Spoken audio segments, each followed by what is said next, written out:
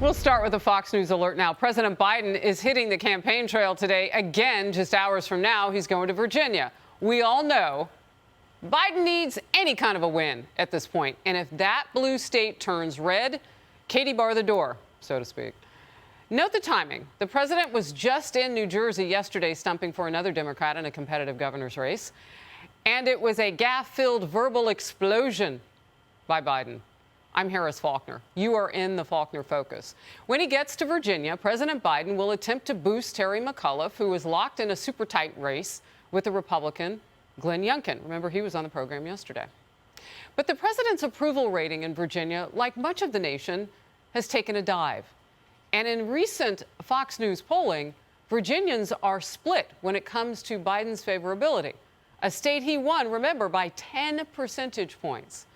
And as I mentioned, the president's recent trip to New Jersey is making headlines for all the wrong reasons. First, he joked with school kids about how he handles the news media. You know, when you're president, see all these people here? They're with you all the time. They get to ask you all kinds of questions, and you try to figure out how you can avoid answering them sometimes. Don't you love it when people tell the quiet part out loud? Then he got a lot of attention for coughing into his hand and then using that hand to shake hands with the public, all while maskless. Thank you, thank you, thank you.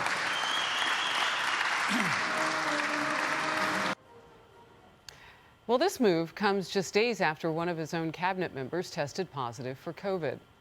For more on all of this, Joe Concha, Fox News contributor, media and politics columnist at The Hill, and he's in focus now. Joe, your top line thoughts about, first of all, Joe Biden stumping for other Democrats. Well, you got to wonder perhaps what the McAuliffe campaign is thinking here. As you mentioned, Harris, the president is not polling well in Virginia right now. It's a blue state. I saw one poll where he's only at 41% approval. When you look at his approval among independents, and when you see this race, and it's a coin toss at this point, independents are going to decide this race, those that are undecided at this point, and he's very much underwater there. So if you're McAuliffe, do you really want this huge neon reminder broadcast to those undecided voters and charged up Glenn Youngkin voters, where clearly he has the energy right now, about what is synonymous with this president, right? The list: skyrocketing inflation, supply chain crisis, a worker shortage, soaring gas prices, but most importantly, as it pertains to this race, a president who stands with teachers' unions instead of parents. Know this: education. You've talked about it a lot in this show, Harris. That's what's going to decide this race. Suffolk University poll out today: 6 in 10 independent voters, almost. The voters that decide the tight elections, again, side with Youngkin when they say they believe parents should have more influence on their children's education than school boards. And the defining moment of this race was McAuliffe in a debate a few weeks ago who said parents should not have a role in their kids' curriculum. That went viral on social media in a hurry, fired up suburban parents who may have otherwise have not been paying attention because this is an off-year election. They're now engaged. And if Terry McAuliffe loses, that statement around education and parents will likely be a primary reason, Harris. So you look at what he said, McAuliffe, and then you look at what the White House did via the president, and that is to follow the National School Board Association, which has since apologized for calling parents terrorists, followed what they wanted, their demands, and a course of action got the DOJ to then sic the FBI on parents. I mean, it's the doing and the saying. And that's not just the state of Virginia. You saw New Jersey, not even sure what was going on there with all the gaffes. I want to get to this. President Biden yesterday repeated for the 5th time a story about riding Amtrak that has been debunked for months now.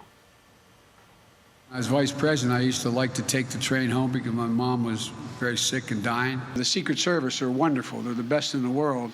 They never liked me taking Amtrak because it stops too often and too many people can get on and you don't know. So I walking up to getting the train on that Friday, and a guy who was the number 3 guy from New Jersey, and a guy named Angelo Negri came up and he goes, "Joey, baby," grabs my cheek like that. And I thought they were going to shoot him. I really did. I said, no. I said, no, he's a friend. He said, "Joey, what's the big deal?" Joe, what's the big deal? The big deal is, I'm from New Jersey. You live in New Jersey. Do we really speak like that? This whole thing about us having an accent. Okay, you can start I'm sorry. there. Right. Anyway, let's unpack this, right? The president said that he had this very specific conversation with a conductor on a train when he was vice president. A conductor who retired 16 years before that conversation that obviously never happened. And as you said, it's the 5th time now that he keeps telling this story. So one would think that his chief communications advisor, Jen Psaki, would step in and instruct him, maybe we don't go down this road anymore because you can be fact-checked on this. You sound foolish when you're talking about it, and I don't even know I don't even know what the point is of even telling that story in the first place. So yeah, don't cough in your hand and then shake people's hands. Don't tell young school children, run from people who want to hold you accountable. It was just a disaster of a day for a president that's having a disastrous 10 months going in right now because, as you said, he desperately needs a win because there haven't been any wins to this point, Harris. Boy, you were preaching on all those points. And by the way, you don't have to be in a pandemic to know that you don't cough in your hand and then shake somebody's hand. Great point. Really? Since we Great were point. like 5. Okay. Don't just defund and dismantle police departments. Blame them, too. That's what liberal Congresswoman Ilhan Omar now seems to be doing as crime is skyrocketing in her state, particularly Minneapolis. The reduction in policing currently in our city and the lawlessness that is happening is due to 2 things.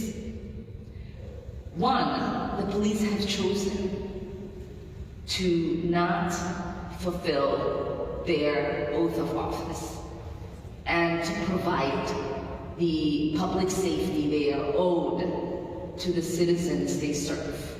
The Minneapolis Police Department is the most dysfunctional police department in our state and probably in the country.